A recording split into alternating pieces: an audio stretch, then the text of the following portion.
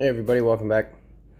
So I want to go over this mighty Armory die and how consistent this die sizes. This is the full length 223 die. Now I know I've had trouble with the Lee dies sizing these down so they would actually go into the chamber gauge here. There was I had spare nickel cases that before I had the mighty Armory die, they wouldn't size, and so I picked this die up not long ago, and this bucket probably has close to 2,000 cases in it. It's all range brass, and yeah, so I've been washing these in the Frankfurt light tumbler, wet tumbler with Southern Shine pins. Been doing that while I've had some time off here, and sizing these up. And if you want to stick around to see how well this sizing die works, as you can see here, every case that I've been putting in, it goes in with no issues. It doesn't stick out. They haven't been trimmed yet, but you can see right there they need to be trimmed a little bit. But for sizing, these are 100% complete, and I'm going to roll these through. I'm not sure how many I'm going to load, but yeah, I'm going to load them up, and I'll load a bunch up and keep them around because you can't find 223 ammo anymore. So nope, there's one that might, yeah, that one's a little above.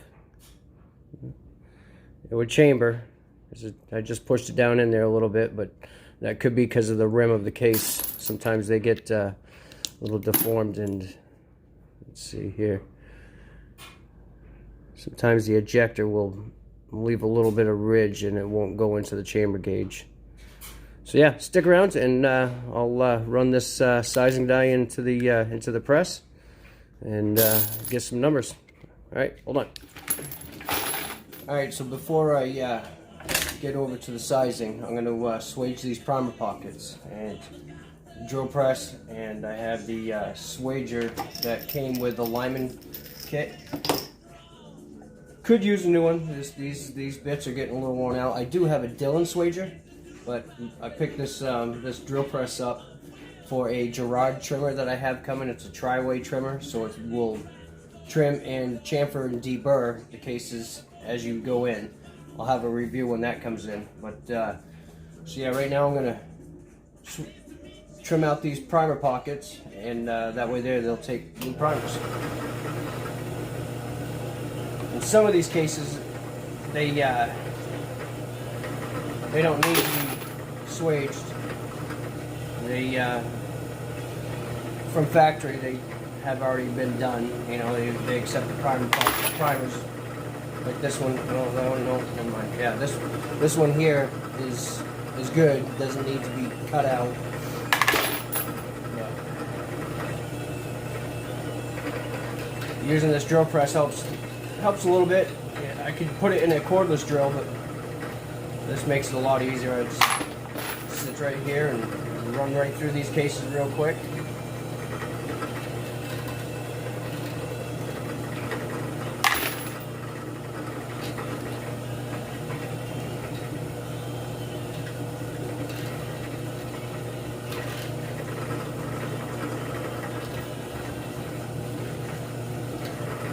You gotta be careful you don't go too far up into the case, because then you'll drill all the primer pockets, and then you'll have a misfire,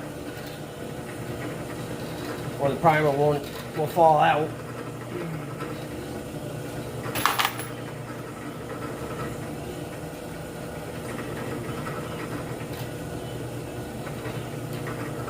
All right, so I'm gonna get through this, and then I'll meet you back over at the press with the mighty Armory die.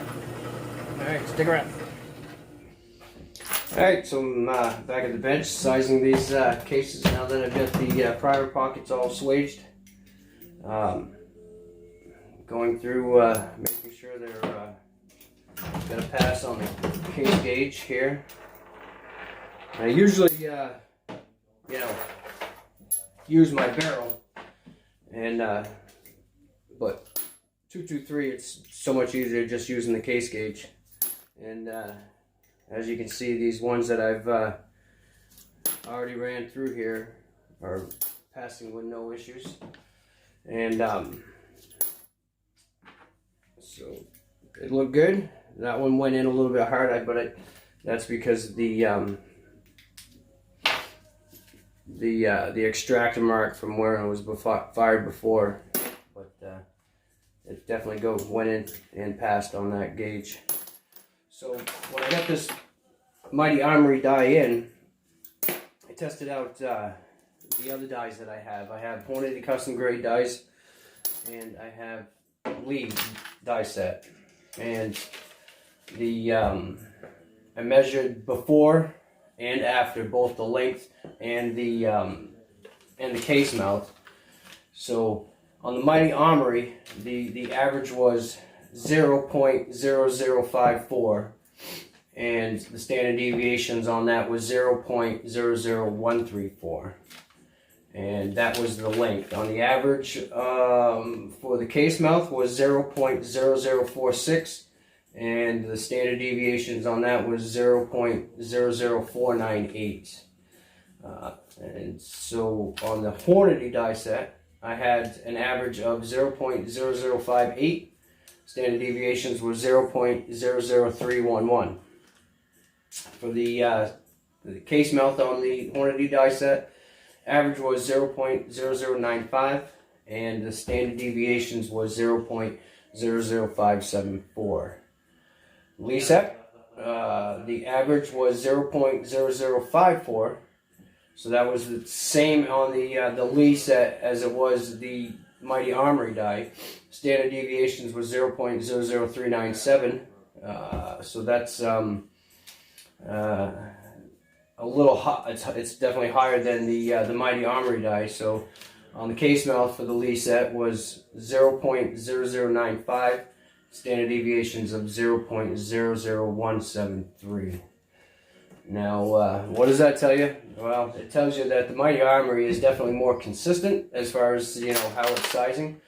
Like I said before, I know I was using, see here, there's one right here. This is a Spear nickel case, and I know I was sizing these before using not having this Mighty Armory die, and they wouldn't pass the case gauge. You know, I could take the Lee die set or the Hornady and get it so it was like extremely hard cam over to get in there, and it still wouldn't size it completely enough where it would pass on the gauge. And I know I've talked to a couple of people about it, and they say, oh, you got to screw your die down in further and this and that. And I'm like, it's not that. It's you know, the die. But and on the brass cases, some of them wouldn't size completely either. They just wouldn't pass that gauge. And so you take that for what it is. I do know this Mighty Armory die is extremely nice. I'll show you here. The tooling is beautiful.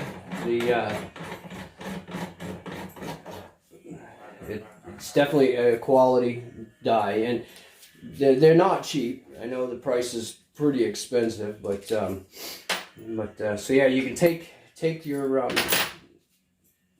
deprimer out, and then if you want to just size the neck, you can screw that in and then just size the neck that way. But yeah, Mighty Armory definitely is a quality tool to have. I'd like to get the full length sizing die for the 6.5 Creedmoor. I'd like to get them all, but you know, price does matter. So yeah, this is the Mighty Armory 223 full length sizing die. And let's see here, it's not gonna focus. There we go. So yeah, if you're looking for a new 223 die and you're having trouble with, if you're using the mind you, they're twice as much as the Lee die. But they're worth it. You'll have years of service with the this Mighty Armory die, and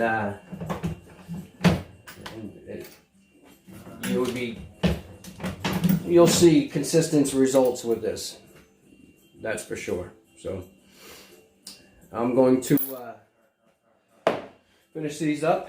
I'll ask y'all a question. If you're loading bolt 223 ammo with 55 grain Hornady full metal jackets, I do have I don't know, there's probably 500 in the bag, and I have some Berries 223 55 grain coming.